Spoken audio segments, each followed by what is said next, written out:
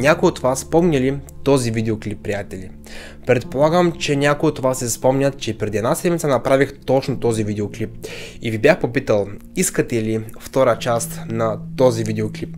И много голям процент казахте да, че искате втора част, приятели. И днес в това видео ще ви споделям и втората част на животните, които имат необясними поведения и с тях се случват много странни и необясними явления, които даже и учените не могат да обяснят. А какви са тези необичайни поведения и с кои животни се случват, ще разберете в това видео, приятели. Сигурен съм, че този видеоклип ще е много по-интересен от предходния. Ако и вие сте на подобно мнение в края на видеоклипа, бих се радвал да го коментирате и да споделите коя част повече ви е допаднала. Първата или тази втората. Бих ви бил благодарен от цялото сърце, приятели. Плюс това, не забравяйте за моята Viber група. Тук споделям всеки ден много интересни факти, много интересни статии, които съм сигурен, че преди това не сте ги знали. Плюс това, вие научавате първи за моите нови YouTube видеа, приятели. Какво по-хубаво от това? И нека да спрем до тук и да започнем видеоклипа. Желая ви приятно гледане, приятели. Пред вас е Тихоокеанското крайбрежие на Южна Америка. Тук се намира пустинята Атакама, която се смята за най-сухата на земята. Има кътчета, където никога не са били регистрирани валежи.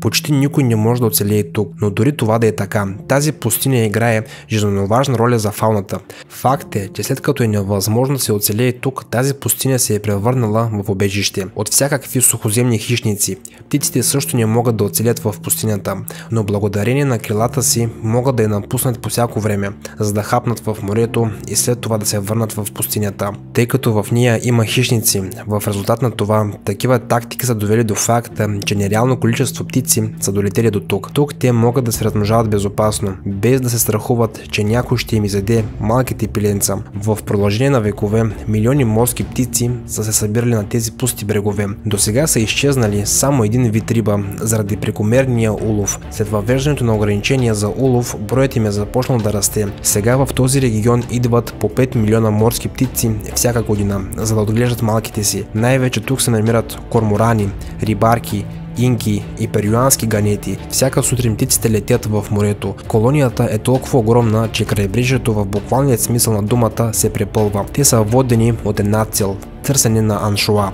Хамсията е толкова многобройна, че може да изхрани най-голямата група ловци. В крайна сметка, всяка 10-та риба, която се хваща, е хамсия. Морските лъвове са първите, които започват да ловуват. Рибата се издига на повърхността, където пеликаните я чакат. След това кормораните се гмуркат за своя дял от тях. Ганетите плуват във водата от разстояние от 20 метра. Те се гмуркат със скорост от 100 км в час. Днес животът на 5 милиона корморани и ганети зависят от тази риба. Ако успеем да възстановим напълно популацията на хамсията, тогава тази риба може да изхрани 25 милиона морски птици, като преди това да е едно от най-богатите морета на нашата планета. И не защото привлича толкова много птици. Перуанското течение носи със себе си от Антарктида огромно количество хранителни вещества от дълбините на океана. Освен това, прахът, издухван от сушата, съдържа вещества, които захранват околните води. Пясъците обогатяват морето. Между другото, ако ви се струва, че птиците, които се гмуркат така, не рискуват нищо, сте в грешка. Всяко гмуркане на птиците е свързано с голям риск, тъй като те могат да се счупят врата, ако влязат под грешен ъгъл във водата. И често това наистина се случва. Това е езерото Моно, по-известен като Калифорнийското мъртво море. Солеността му е 2 пъти по-висока от тази в океана. То е вредно за почти всички живи същества. Това е едно от малкото насекоми, които могат да се адаптират към тези условия в отсъствие на конкуренти. Те се размножават тук в милиарди. Това е царството на мухите и то е безкрайно. Те са толкова много, че почвата потъмнява от тях. Потомството на тези мухи живее в езерото и се храни изключително с водорасли. Мухите са едни от най-общите родове насекоми. Те живеят по целия свят, включително тук заедно. Изненадващо е, че тези мухи могат да живеят само и единствено в това езеро. Те могат да се движат под вода и да се хранят с водорасли. Тънките косми съдържат въздушни мехурчета и не позволяват на мухите да се давят. Но най-важното е, че тялото може да неутрализира вредните ефекти на солта. така че мухите са истинските собственици на езерото, с изключение на няколко седмици в годината. Факт е, че по това време стотици хиляди птици мигрират към Южна Америка. Единствената спирка, която правят, е на езерото Мона. Тези мухи са безценен и неизчерпаем източник на храна за тях. Те могат само да отлетят и да се изгубят в безкрайните блата. Трябва много голямо умение, за да хванете мъничка муха. Освен тях има и чайки, но те не са толкова ловки. Следователно, те разчитат на груб подход. Отварят човките си и бягат след мухите, надявайки се на късмет. Но най-често подобен лов не се увенчава с успех. Тези мухи, макар и примитивни същества, имат сложно поведение и способности. Те имат умението да се организират и добре познават света около тях. Но през зимата тези гъски се нападат от орли. Те са почти колкото орлите по размер. Гъската е голяма и сложна плячка. А освен това, ятото има свои собствени трикове. Една от тях е непробиваемата стена от бляскащи крила. Има толкова много, неприлично много трикове, че за тази стена не може да видите абсолютно нищо. Почти невъзможно е да изберете една цел в такава суматоха. Орелът трябва да изчака, докато ситуацията се промени. По това време на годината езерото може да замръзне за една нощ и орлите, разбира се, го очакват. Участието им в откритите води намалява и гъските са принудени да се скупчват все по-активно, а морските орли се опитват да вдигнат гъски във въздуха. Те се гмуркат, предизвиквайки паника. Сега струпването се превръща в пречка. В пренаселените ята е много трудно да се ловят. Представете си го така. Въпреки всички опити на орела, той най-накрая успява да хване само една единствена. Това в прекия смисъл на думата означава съединението прави силата.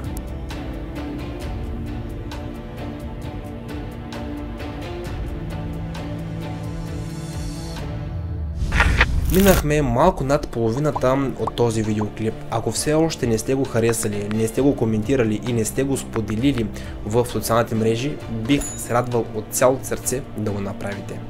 Нека да продължим, приятели. Продължаваме с едно от най-големите нашествия, което винаги се случва по едно и също време. Веднъж годишно в средния запад на Америка може да бъде толкова гъсто от мухите, че движението по пътищата практически да спре. Това стадо може да заема площ повече от 11,5 квадратни километра. Дори светват на радара. Това са дневни или еднодневни мухи. Те са долетели от река Мисисипи, където са живели през цялата минала година. Тези насекоми се появяват когато температурата във водата достигне плюс 17,5 градуса по Целзий, но скоро всичко би се променило за тях и дори няма да има възможност да изпробват новото си тяло и криле. След по-малко от час те скоро ще разперят вторите си крила, но този път за полета за чифтосване. Обединяването в едно стадо е гаранция за безопасност. Никой не може да изяде такава група от индивиди. Много скоро те ще се върнат в Мисисипи, за да снесат своите яйца и там да компенсират милиардите, които не са долетели обратно. Всяка женска снася до 8000 яйца. Много е лесно да се изгубят. Те летят и се ориентират по луната в близост до градовете. Това е най-старата навигационна система. Има толкова много изкуствени светлини,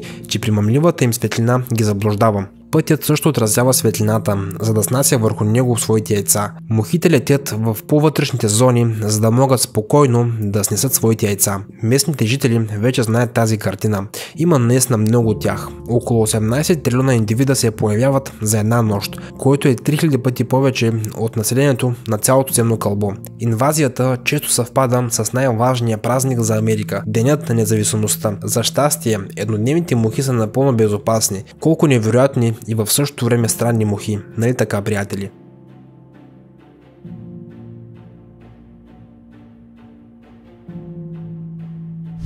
Това е остров Мадагаскар и веднъж на всеки 10 години тук се случва истински апокалипсис. Сега сеитбата на ориз е в разгара си. След 3 месеца вече ще бъде готов да се събере, но само ако реколтата не се увреди от едно от най-разрушителните същества на нашата планета, а именно скакалците. Обикновено те са самотни насекоми, но след като завали огромно количество дъжд, вследствие от което те излизат и могат да достигнат до невероятни размери и количества. Тези безкрили скакалци могат да се събират като цяла армия, дълги почти километър, но те току-що са започнали своя разрушителен път. След 5 седмици те вече са възрастни. Летящи индивиди и милиарди вече могат да се издигнат във въздуха. Рояк с такива размери в Мадагаскар може да се появи само веднъж на десетилетие, преодолявайки повече от 80 км на ден. Те могат да погълнат до 40 тона растителност, включително оризови плантации на фермерите. Нищо не може да опустоши този район с такава скорост и задълбоченост, като нашествието на скакалците.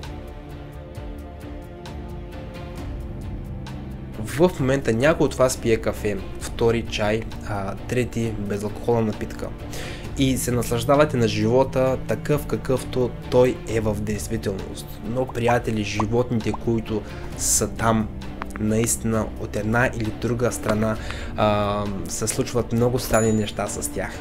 И бих искал да споделите вашето мнение долу в коментарите, приятели. Наистина, коя част повече ви допадна? Първата, която я качих миналата седмица, или тази? Оценявам вашия коментар и ви отговарям. Предполагам, че това го знаете, приятели. И преди да си кажем чао, приятели, искам да споделя с вас за моята Viber група и също така за тези два предходни видеоклипа. Много са интересни. Натискайте и се наслаждавайте. Чао, приятели! И очаквайте съвсем скоро много нови и интересни видеа. Чао!